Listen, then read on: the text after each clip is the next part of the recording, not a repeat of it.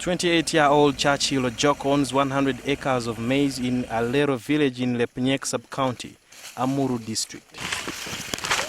Ojok, who has been growing maize for 5 years now, began farming on just an acre of land because that's all he could till with his wife, using rudimentary tools. It's somehow small business, buying produce, then selling, buying produce, then selling. After raising, I came back then I joined commercial now. He dropped out of school in senior 5 after his father died. He explains the process before maize is planted. We just prepare land. After preparing a land, we get the right seed. We use with the planter. Sometimes if the planter is not there, we use with the human level first, plus some other input like DAP, the fertilizer. If we get money, we had some other fertilizer like a foliar. Maize takes 3 to 4 days to germinate. Maize is susceptible to various pests and diseases, so Churchill has to spray the maize in an effort to guarantee a better yield. Some other times, some other weeds, it is very difficult to kill, especially when it is over raining. So we repeat immediately if there's no changes. But if there is a changes, we do like after 2 months again.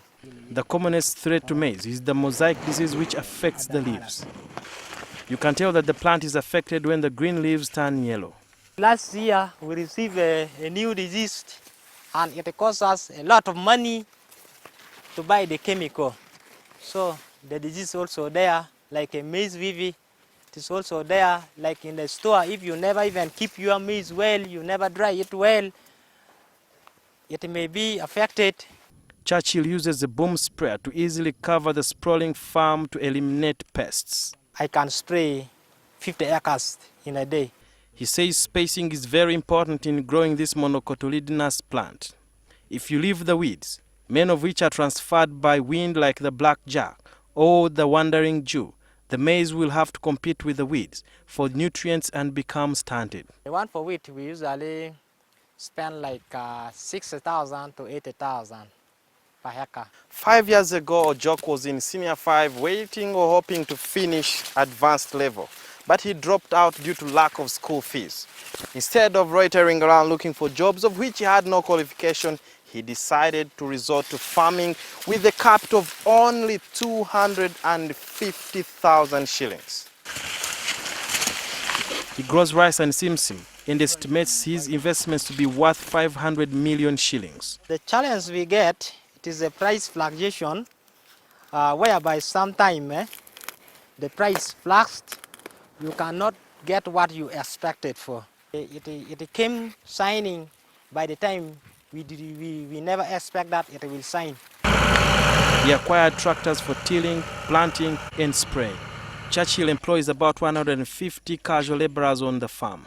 There are 3 tractor drivers employed on a permanent basis, and he pays them 350,000 shillings each per month in a salary. This is Churchill's advice to the young job seekers.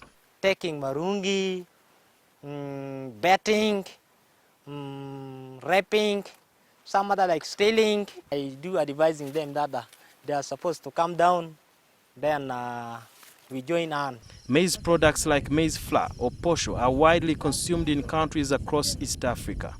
Churchill is passionate about fighting hunger. I need my children also to feed the world, even if me I'm there or not. The father of 3 looks to the future with a lot of hope. Basically, we are hoping to do 500 acres per year. Then I need to construct a self-contained house for my family. Then here in our new town, I need also to buy plots. One of the main challenges farmers like Churchill face in Amuru district, which has cheap fertile land, is poor roads, especially during the rainy season. We cannot access our farms. Sometimes you spend nights on the way to your farm.